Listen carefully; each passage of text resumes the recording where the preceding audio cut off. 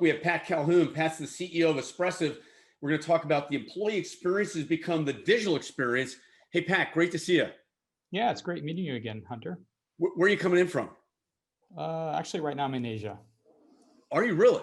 Yeah, I am. Yeah, Oh, so it's fascinating. What time? What time of the morning is it there? 2:30 in the morning. Wow, wow, you're wide awake. God bless There you. you go. That's Yeah, well, great, that's what Pat. coffee does to me. Hey, Pat, you're an amazing entrepreneur and a founder of a really cool AI company.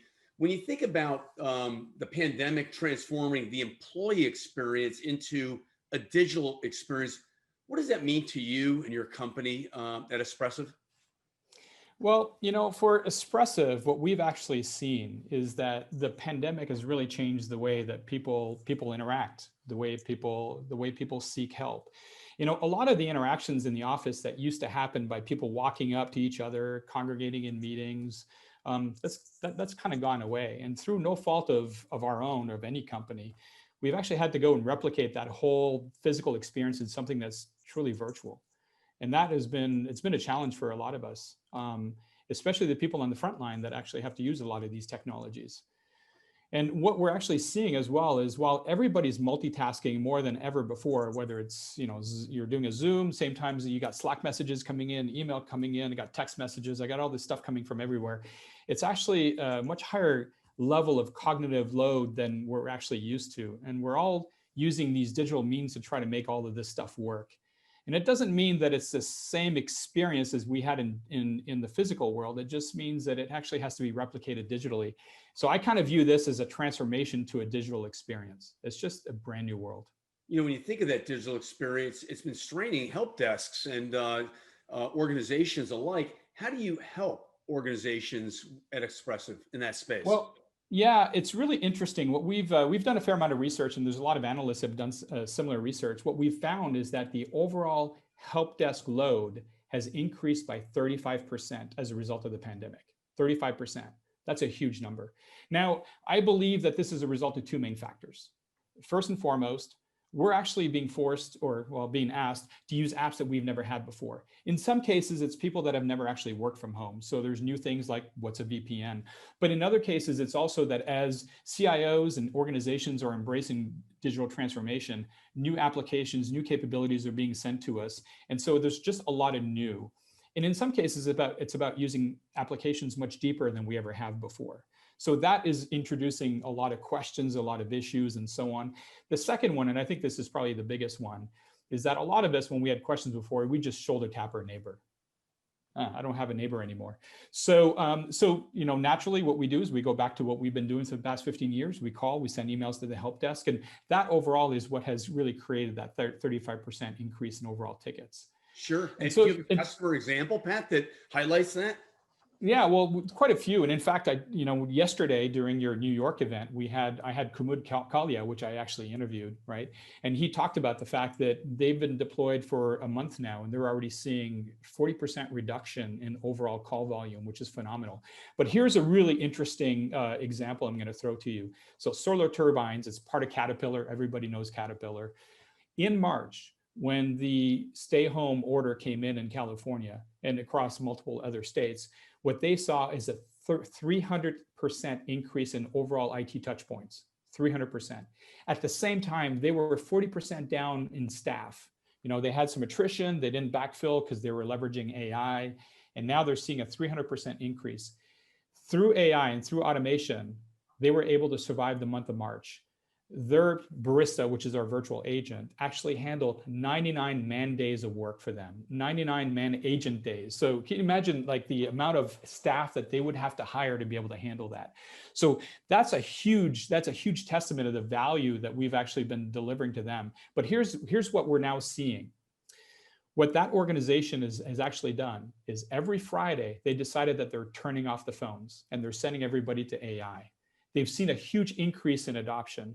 And it's been so successful that they're now turning off the phones on Mondays and during their shutdown weeks. So what they've been able to do within IT is basically reduce their overall footprint and rely much more on automation. Pat, it's clear that you love your company and you have a passion for this space. And what's the origin of that passion? I think a lot of that is when I was at ServiceNow and I was reporting into the CIO, I basically ran products there. It was phenomenal. I got to interact with a lot of CIOs. And the message that I heard consistently from everybody was that ServiceNow at the time was helping them a lot in digitizing a lot of the back office processes. But when it came to the employee experience, it was like 1995. Everybody's still calling and emailing for help. There's no automation that's happening. At the same time, I don't know if you know this interesting statistic, Hunter, but the average attrition rate in the help desk is 41%.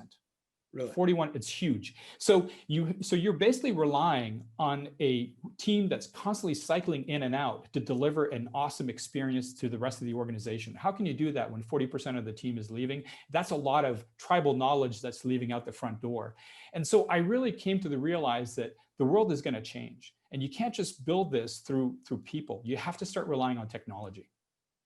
And so what does winning look like for a client when you're fully implemented at Espressive, and what does it look like? We just had a customer go live, their financial customer on the East Coast, on the West Coast, excuse me. They basically ran an NPS survey post go live, 93.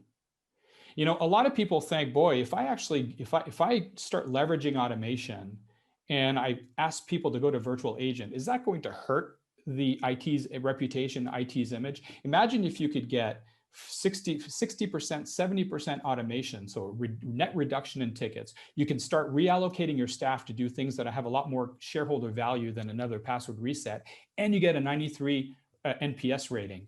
I mean, it's nothing but upside. Love it. Now, there are other folks that are out there that do this. What makes Espressive so unique and it's so really a category leader? I think part of it is the fact that our roots come in service management. We understand IT, we understand service management, we understand that platform. Of course, we integrate with a lot more than ServiceNow, but that is our DNA. It's also the fact that we have built a platform that looks and behaves a lot like the way that Amazon has built their Alexa, or Google has built their Google Home. The way that we learn, we are at a point now through our architecture where Barista, which is our virtual agent, understands over 1.3 billion different things across 14 different enterprise departments: IT, HR, facilities, finance, legal, you name it. It's our architecture enables our customers to get live within 6 weeks, get immediate value. Most of our customers see somewhere in the 60 to 65% reduction after a month, 2 months of running live. Most other tools out there are basically build your own tools, and the level of effort and the level of talent and skill that you need to get it up and running is really, really high. So you work really well on a ServiceNow platform, right? What are the platforms you complement well?